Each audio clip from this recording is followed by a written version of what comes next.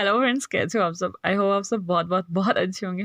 तो चलिए, आज हम अपनी स्टोरी कॉम्प्लिकेटेड लव का जो लास्ट पार्ट जो स्टार्ट करते हैं।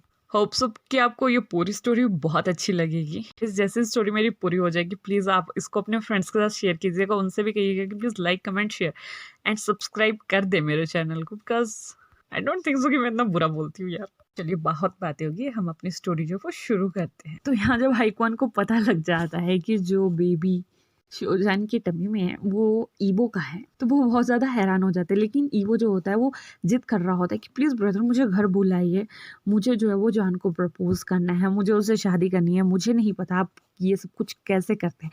तो इतना जब वो अपने ब्रदर से बात कर रहा होता है तो जो आशिंग होती है ना, वो ये सब कुछ सुन लेती है और ईबो को कहती है कि तुम घर जाओ, यहाँ का मैं सब संभाल लूंगी, तुम अब अपने नए फैमिली मेंबर से जाके मिलो, सब बातें करो और उनके साथ टाइम स्पेंड करो।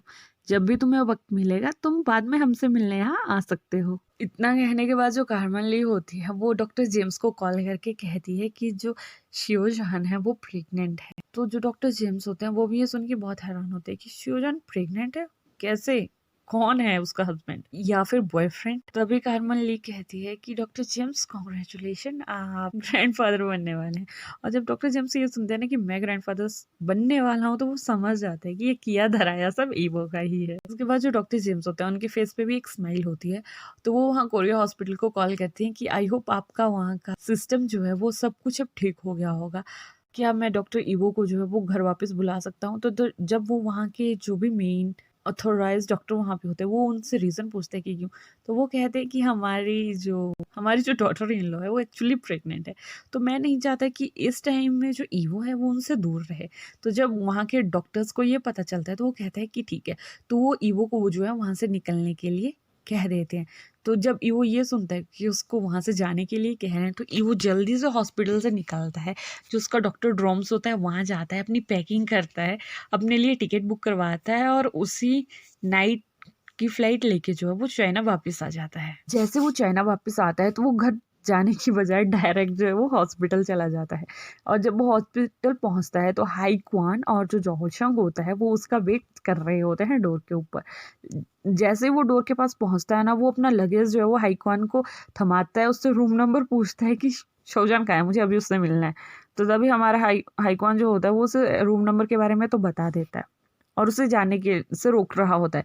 लेकिन तभी हमारा जो जाओचंग होता है वो उसे कहता है कि नहीं, इसे जाने दो, इसे अभी मिलने दो शौजान से। तो इसके बाद जो हमारा इवो होता है वो तो वहां से भाग जाता है, और जैसे वो शौजान की डोर के पास पहुंचता है तो उसे याद आता है कि वो तो बुके अपना गाड़ी में ही भूल गया। फिर वो दोबारा वापस जाता है, गाड़ी से बुके लेता है और फिर सौजन के पास जाता है और उसके डोर पर नॉक करता है। जैसे वो उसके डोर के ऊपर नॉक करता है, सौजन उसे अंदर आने के लिए कहता है कि जो भी है प्लीज अंदर आ जाइए।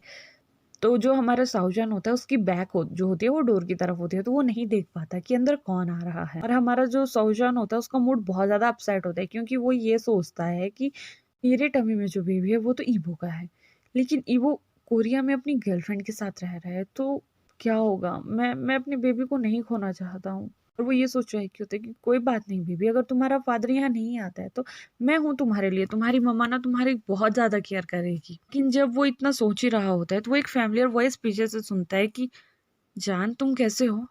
जब जान ये सुनता है ना कि ईवो उससे बात कर रहा है तो वो सोचता है कि नहीं, मुझे सिर्फ ख्याल आ रहे हैं।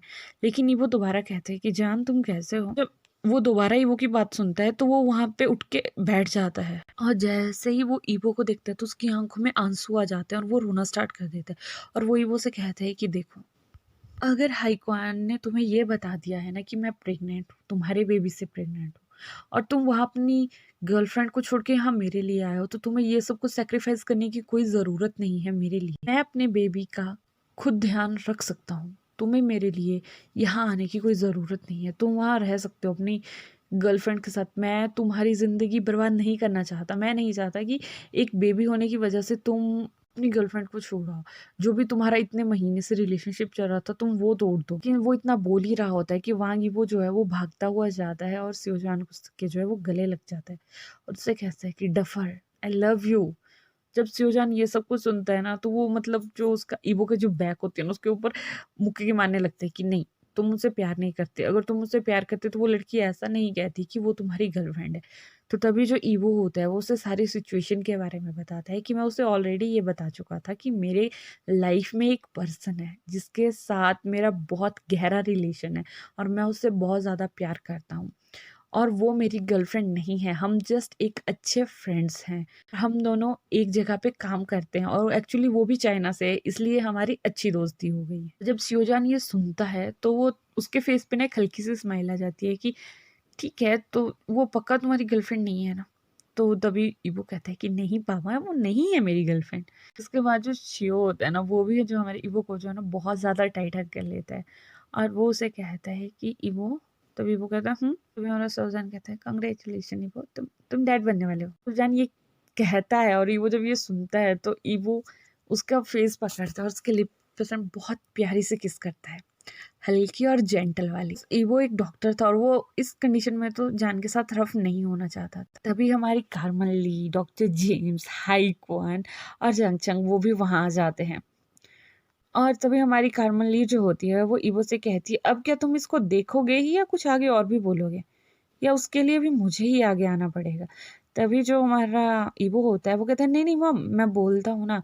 तभी कुछ अपनी मॉम को कहते हैं कि प्लीज वो बुके मुझे पास करना। तभी हमारे ईवो जो है वो सौजान के आगे घुटनों पे बैठ जाता है, उसे बुके ऑफर करता है और एक रिंग, बहुत प्यारी सी रिंग निकालता है, उससे कहता है Shah Jahan will you marry me. तभी हमारा शाहजहान जो ये सब कुछ देख के ना वो रोना स्टार्ट कर देता है और वो खुशी में हाँ कर देता है। बस इसी तरह से कुछ दिन निकलते हैं। वो उनकी मैरिज की डेट जो 15 दिन के बाद फिक्स की जाती है। तो 15 दिन निकलते हैं, उन दोनों की मैरिज होती है, आज उनकी वेडिंग नाइट है। तो शाहजहान और ईबू को जो है मल्ली कहती है कि जब तक अभी बेबी डिलीवर नहीं होता ना, तुम्हें हमारे साथ ही रहना पड़ेगा, उसके बाद अगर तुम शिफ्ट करना चाहो कहीं तो तुम कर सकते हो। तो शाहजहान और इबो जो है वो इस बात पे एग्री कर देते हैं। तो इसलिए जो इबो है वो शाहजहान को अपने रूम में लेके जाता है और उससे कहता है कि बेबी तुम बहुत ज़्यादा थक गए होंगे, तुम रेस्ट करो, मैं तुम्हारे लिए कुछ खाने के लिए लाता हूँ। तो इस पर जो शाहजहान है वो हाँ कर देता है। तो इसके बाद जो हमारे ईबो है वो नीचे जाता है, उसके लिए कुछ खाने के लिए लेके जाता है और खुद भी अपना डिनर रूम में ही ले जाता है। उसके बाद वो दोनों डिनर करते हैं। तभी जान कहता है कि ये बुक आज तो हमारी वेडिंग नाइट है ना, तो आप ऐसे ही सोने दोगे क्या? तो तभी हमारा ईबो जो होता है वो हंसता है और वो कहता है जान बेबी, मैं तुम्हें और अपने बेबी को हर्ट नहीं करना चाहता। तब भी जान उसे कहता है पर तुम मुझे किस तो कर ही सकते हो ना। फिर हमारा ईबो कहता है हाँ वो मैं कर सकता हूँ। तो इसके बाद हमारा ईबो जो है वो जान के नजदीक आता है, उसके बाल पहले उसके कानों के पीछे टक करता है और उसे फिर एक प्यारी सी किस करता है उसके फोरहेड पे। और उसके बाद कहता है कि जान थैंक यू, तुमने मुझे इस दुनिया की सबसे बड़ी खुशी दी है, वो खुशी जो मैं शायद भी अपने ज़िंदगी में आने के बारे में सोच भी नहीं सकता था, तुमने मुझे वो खुशी दे दी है। बहुत बहुत बहुत ज़्यादा धन्यवाद तुम्हारा कि तुम मेरी ज़िंदगी में आए और मेरी ज़िंदगी आज इतनी अच्छी हो गई है कि मैं कुछ बोल नहीं सकता, मैं किसी के साथ शेयर नहीं कर सकता। और जब जान ये सब कुछ सुनता है ना तो उसकी आंखों में आंसू आ जाते हैं और वो रोना रोना स्टार्ट कर देता है। तभी वो कहता है कि नहीं, रोना नहीं है, जब तक तुम मेरे साथ हो ना प्लीज़ तुम रोना मत, मैं तुम्हारी हर टाइप की हेल्प करूँगा, मैं तुम्हारी हर टाइप की केयर करूँगा, लेकिन मैं तुम्हारी आंखों में आंसू नहीं देख सकता। तुम जो चाहोगे तुम्हें वो मिलेगा, लेकिन मुझे आंसू नहीं चाहिए। तो तभी जान कहता है ठीक है मैं नहीं रहूँगा। उसके बाद जो हमारे वो होता है वो शाहजहान की नोज़ पे किसी करता है, उसके गालों पे किसी करता है, उसके बाद उसके लिप पे तो हल्की सी डीप किस करता है और फिर वो हटता है और फिर वो अपनी बोलते हैं ना कि अपने सर पे टपली सी मारता है और वो कहता है ओह कोई और तो रह ही गया। इसके बाद जो वो शियो को जो है वो थोड़ा स्लाइड सी पोजीशन देता है, उसके बाद उसकी टमी के नजदीक जाता है, वहां से उसकी शर्ट के बटन खोलता है और उसकी टमी के ऊपर किस करता है और कहता है बेबी आपकी मम्मा तो बहुत नॉटी है, उन्हें तो आपकी याद ही नहीं रही, लेकिन देखो आपके फादर आपसे कितना प्यार करते हैं, तो मैं आपके से ना बहुत बहुत बहुत ज़्यादा प्यार करता हूँ, बस आप जल्दी से बाहर आ जाओ क्योंकि फादर को आपके साथ बहुत बहुत बहुत ज़्यादा खेलना है।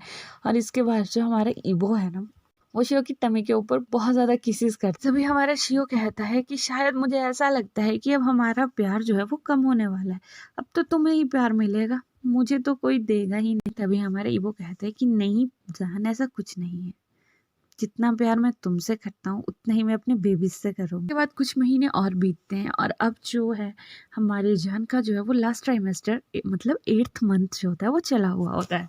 तो इस टाइम में जो हमारा जान होता है ना उसके पाँव बहुत ज़्यादा सूज गए होते हैं, वो बहुत सा गोलू-मोलू सा क्यूटू-क्यूटू सा हो गया होता है और उन्हें ये भी पता चलता है कि उनके ट्विन्स होने वाले हैं। ये सब कुछ न्यूज़ सुन के तो घरवाले तो बहुत खुश होते हैं, लेकिन वो थोड़ा जान की कंडीशन को लेके वरीड भी होते हैं, क्योंकि उसे चलने में बहुत ज़्यादा डिफ़िकल्टी आती थी। तो अब जो ईवो का रूम जो होता था ना, वो ग्राउंड फ्लोर पे ही शिफ्ट कर दिया गया था, ताकि जान को जो है ज़्यादा चलने में दिक्कत ना हो, वो ईज़िली जो है वो अंदर-बाहर जा सके। अगर उसे हॉस्पिटल जाना है तो वो ईज़िली जा सके। और ऐसे ही करते-करते उनका 9th मंथ का जो मतलब जो डिलीवरी टाइम होता है, वो भी नज़दीक आ जाता है। तो एक दिन क्या होता है कि ईवो हमारा जो है वो कार्मेन ली के साथ बैठा हुआ होता है और कार्मेन ली जो होती है उसे लोटस रूट का सूप पिला रही होती है। लेकिन तभी ईवो जो होता है वो कहता है कि मदर मुझे ना बैक में दर्द हो रहा है हल्का-हल्का। तभी कार्मेन ली कहती है कि ओह! जान बेटा कब से हो रहा है? तो वो कह रहा है कि माँ अभी-अभी स्टार्ट हुआ है मॉम और तीखा-तीखा हो रहा है। उसके बाद जो कार्मेन ली होती है वो जेम्स को कॉल करती है कि मुझे लगता है कि जान के जो है लेबर पेन जो है वो स्टार्ट हो गई।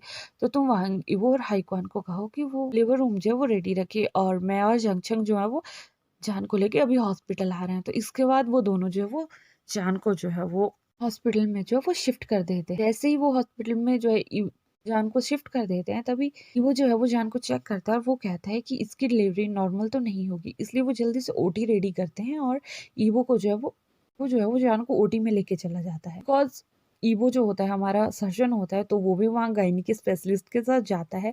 सर्जरी में जो है उनको असिस्ट करता है। जब वो देखते हैं कि उसके प्यारे-प्यारे बेबीज़ जो होते हैं वो इस दुनिया में आ चुके होते हैं और वो बहुत क्यूट से होते हैं कि आँखों से भी आंसू आ जाते हैं। सर्जरी के बाद जो जान और बेबीज़ को जो है वो रूम में शिफ्ट कर दिया जाता है। तो उनके पास क्यूट से एक बेबी आई होती है, मतलब बॉय, और एक बेबी गर्ल आई होती है। तो कार्मेन ली को पता चलता है कि उनके पास एक बेबी बॉय और एक बेबी गर्ल आई होती है, तो वो बहुत ज़्यादा खुश हो जाती है और वो जेम्स को जो है वो हग करके कहते हैं कि कांग्रेचुलेशन जामफू, हमारे ग्रैंड चिल्ड्रन अब आ चुके हैं। तो ये सुनने के बाद जो डॉक्टर जेम्स होता है वो भी बहुत खुश होता है। पूरे हॉस्पिटल को भी ये बता दिया जाता है कि वांगीबो के बहुत से 2 प्यारे-प्यारे बेबीज़ हो गए हैं, जिनमें एक बेबी बॉय है और एक बेबी गर्ल। उस नाइट में तो जो ईवो है वो जान के साथ रुकता है। जान को थोड़ा-सा दर्द होता है तो वो हल्के से उसको खाना खिलाता है, उसको मेडिसिन वगैरह देता है और सोने के लिए कहता है। नेक्स्ट डे ही हमारा जो डॉक्टर जेम्स और कार्मेन ली होती है, वो जो है वो ईवो से मिलने आती हैं और शिवजान से। दूसरे आते हैं उनसे मिलने शिवजान के मॉम और शिवजान के डैडी लुजिमिन और जांग जिनतांग। वो चारों वहाँ उनसे मिलने आते हैं, तो वो शिव से पूछते हैं कि और तो सब कुछ ठीक है, लेकिन क्या तुमने बेबीज के नाम सोचे? तभी जान कहता है कि ईवो ने कहा था कि वो बेबी गर्ल को वो नाम देगा और बेबी बॉय को मैं नाम दूंगा। तो मैं तो अपने बेबी बॉय को नाम जो है वो आयुआन दूंगा, वांग आयुआन। तभी वो कहते हैं कि मेरी बेटी का नाम जेनिथ होने वाला है। ये नाम सुन के ना डॉक्टर जेम्स और कार्मेन ली बहुत खुश होते हैं। वो कहते हैं वो cute Zenith and my cute Ivan, तुम दोनों बहुत प्यारे हो, तुम्हारे मदर फादर ने ना तुम्हें बहुत अच्छा सा नाम दिया हुआ है। तो गाइज इसी तरह से उनके कुछ और महीने बीतते हैं और जो हमारे जेनिथ और आईवान है वो अब 6 महीने के हो चुके हैं और तब उन्हें पता चलता है कि जो हमारे जेंग चेंग है वो भी प्रेग्नेंट है। कुछ समय के बाद जो जेंग चेंग के भी एक क्यूट सा बेबी बॉय होता है और वो उसका नाम जो होता है वो जिंगी रखते हैं, हुआंग जिंगी। तो इसी तरह से जो है उनकी फैमिली जो होती है वो बहुत से अच्छे से और बहुत अच्छा से उनका फैमिली टाइम्स जो होता है निकल रहा होता है। इसी के साथ गाइज हमारा ये फैन फिक्शन जो है वो यहीं खत्म होता है। आई होप कि आपको ये फैन फिक्शन अच्छा लगा होगा, इवो की फैमिली अच्छी लगी होगी, उनके बेबीज के नाम अच्छे लगे होंगे। तो प्लीज़ मुझे कमेंट सेक्शन में पक्का बताइएगा कि आपको ये स्टोरी कैसी लगी है, बिकॉज मैं हमेशा कमेंट का वेट करती रहती हूँ और मुझे सिर्फ कुछ ही कमेंट आ पाते हैं। प्लीज़ कमेंट कीजिएगा, औरों को भी कहिएगा कि वो लाइक कमेंट एंड शेयर करें and don't forget to subscribe my channel friends, please कर दो यार। चलिए ठीक है, अब अपना ध्यान रखिएगा, आज के लिए बहुत ज़्यादा बातें होगी। Bye bye, take care.